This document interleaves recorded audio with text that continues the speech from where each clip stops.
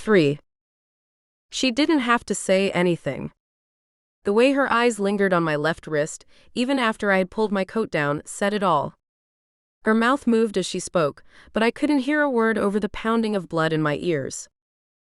Instead, I pushed the bile that was threatening to surface back down my throat, threw my hood up, and raced down the street, not daring to spare a glance behind me. A sharp pain stabbed my side with every step, but I pressed forward, pausing only at corners to make sure I didn't run headlong into a safety patrol. Who was that woman? Did she remember my face? Would she report what she saw to the patrols? My stomach did a somersault. She was a timeless, it was clear from her sleek button-down winter coat and her polished boots. But what was she doing in River? Maybe she was dropping off a younger timeless student. It was too dangerous for them to travel to and from Millennium Sector on their own. I had been convinced that my long sleeves covered my death day well enough. That they'd protect me from something like this, and that I'd only have to worry about exposing my death day in the summer months. I had miscalculated. And I hated miscalculating. I considered tying a handkerchief around my wrist as a precaution, but I quickly discarded the idea. It would be too suspicious. The timeless covered their long death days with ornate gloves and large chunky bracelets. But I was a fleeter, and in my well-worn boots and frayed coat, I certainly looked like one. I didn't have the air, the carefree arrogance of a timeless. No, it was best not to cover my death day. It would raise questions I didn't have the answers to. As I crossed over one of the red steel bridges hanging over the river that fed into the corrosive lake, the scenery changed around me. The buildings grew taller, sleeker. Rubble and concrete gave way to elegant steel and glass. I had wandered straight into the heart of Millennium Sector. I slowed and steadied my breathing. My cheeks were still rosy and warm from the sprint. I couldn't risk another run-in with a timeless. I had to blend in. To my right, a group of them had left their glistening apartments for their daily stroll along the river. They paused every few minutes to feed the ducks fresh bread from the bakery's morning wares, while the rest of us struggled to make ends meet. Hell, those ducks ate better than I did. I let out a shaky breath and stuck my tingling fingers in my coat pockets. The reality of the danger of my encounter with the timeless woman washed over me. Mom was right. I had to find shelter and disconnect my comp from the network. Safety and shelter were my priorities. I couldn't do anything with a bullet in my brain. It was easier said than done, though, as I saw a plainclothes patrol in every passing citizen. All of a sudden, these streets and this city that I'd called home and roamed freely for years seemed threatening. Dangers now lurked in every face, in every shadow. I paused in front of a vacant skyscraper, its crumbling facade swaying in the howling wind. It was one of a handful of abandoned buildings that still existed in Millennium Sector. Slated for renovation, they sat empty due to delays. Ducking under the metal "Do Not Enter" construction site sign fastened to a chain several feet in front of the building, I slid around the corner, searching for an unlocked entrance. After several minutes, I pushed open a fire escape door and coughed as I inhaled a plume of dust. Not exactly the shelter I had in mind, but it would do for now, at least until I disconnected my comp. I scanned the walls for a power source. Electricity was scarce in River, but with a little luck I'd find a working socket, even in an abandoned building. This was Millennium Sector, after all. Within moments, I located a socket inside a box, with thick wires leading to the mains drooping from the ceiling. Flipping the plastic lid open, my eyes landed on a strange symbol carved into the lid. Upon closer inspection, it appeared to be a crudely drawn snake eating its own tail. Weird. Graffiti was not very common in the second city. I shuddered to think what would happen if a patrol caught someone vandalizing the city. I dug my hand into my coat pocket, pulled the device and its short power cable out, and plugged it into the socket. Nothing happened. Dead. My battery indicator showed 23%. It would have to last until I found shelter with a power source.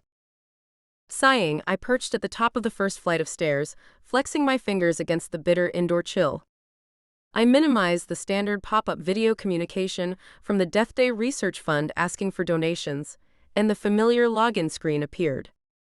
My fingers flew across the tiny keyboard, beads of sweat rolling down my temples despite the icy temperatures. I initiated the disconnection sequence and held my breath as the program Dad coded worked its magic. A shrill beep sounded, and several red exclamation marks embedded in triangles flashed across my screen, along with the word error. My heart sank to my stomach. Was the program flawed? Had the GA increased its in-system security since Dad had written the script all those years ago? I'd never tested the program myself, it was too risky. I wasn't sure whether Dad had either. He'd made Mom and me swear that we'd only use it in case of an emergency. Well, me surviving past my death day sure counted as one. But now something wasn't working. I restarted the comp, rebooted the script, and ran it again. Error. I dug my fingernails into the palm of my hand, leaving white half-moons peppered on my skin. Why wasn't the script working? The blood thrashed in my ears. Had the patrols already stopped by my house? Was Mom able to come up with a believable lie for why my body was missing? Were they tracking my location at this very moment? Every second I remained connected, I exposed my whereabouts to whoever might be looking. Every second I spent in this abandoned building was a second I was in danger. Running the script as a test program didn't work. I didn't think it would. I racked my brain, trying to remember what Dad had said about these programs. And then it hit me. They had to be run in safe mode. Holding my breath, I rebooted the device, powered up safe mode, and ran the script. A message popped up on my screen. Status disconnected. I breathed a sigh of relief. Even after all these years, the code itself was failsafe. And now for the fun part. I browsed through the system files until I reached the root/administrator folder. And there it was. The citizen database. I navigated to my profile and edited my details. Goodbye M. Vega, hello Penelope Clark. Death day in 38 years. A timeless. Bingo. That should throw the patrols off during a routine comp and ID inspection. I would have to keep my death day hidden. I swallowed hard and stared at the pale gray numbers, solid and unforgiving. Although my official ID now branded me as a timeless, I still didn't look the part. Despite the freezing temperatures, the patrols might still find a pair of gloves suspicious, especially when taken together with my shabby coat. No, I couldn't risk it. I shoved my sleeve down and pushed the thought away. If I could only find shelter, someplace truly safe, I wouldn't have to worry about patrol inspections. My stomach growled, reminding me I'd overstayed my welcome in the decaying building. I jumped to my feet and crept back into the alley. If I had any chance of swiping some fresh food tonight before finding shelter, I had to get to the market fast, while the sun still peeked through the foggy December haze. The smell of freshly baked bread wafted through the streets long before the market came into view. My mouth watered. We were never able to afford baked goods straight from the oven. I was more used to 3-day-old bread that had an affinity for chipping my teeth. Within minutes, the alley opened up onto Market Square. My eyes adjusted to the hubbub as I took in the view before me. Market stalls stretched across the square in messy rows.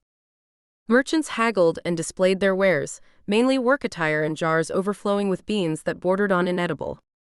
Muted tones of teal and slate gray dominated the scene, interrupted by a few russet cloths hanging from the textile stalls, billowing back and forth in the biting winter wind. Banners bearing a black eagle on a deep red background, the national emblem, hung around the square in regular intervals, peppering the snowy landscape with streaks of harsh color, like crimson blood on a pristine hospital gown. The air hung heavy with a bitter chill that permeated into my bones, and my breaths hovered in small clouds before me. I let myself be swept up by the current of the crowds, scanning them for a mark. The few digital GA credits I had earned doing odd jobs had been transferred over to Mom on my death day, leaving me penniless. If I wanted to eat tonight, I had no choice but to steal. The market was one of the few places in the second city that still accepted GA credit notes and coins from just after the war. They were mostly obsolete now, but they were a good backup. Not that I had any of those either. A few backdoor places still accepted other means of payment: goods, food, medicine. But also the non-tangible kind: favors, secrets. I shuddered and focused back on the crowds. I finally settled on a man with salt and pepper cropped hair and the shadow of a stubble. The golden buttons on his double-breasted navy coat reflected the candlelight dancing in the nearest stall, and his polished boots gleamed in the dirty snow. A small smile played on my lips. A timeless by the look of him. His death day was sure to be in another 30 or 40 years, at least. I began my measured approach toward the man, trying not to draw attention to myself. Every citizen was now a threat. I wasn't safe here, but I needed money if I wanted a real meal. My fingers light and agile, I managed to pick up a single bread roll from a stall as I went. The man eyed the stall filled with expensive spices, powdered ginger, cumin, and chili by the looks of it. Delicacies the likes of me, born and bred in River, couldn't even dream of. "Henry Hamilton, my old friend," the spice merchant bellowed, a grin plastered on his face.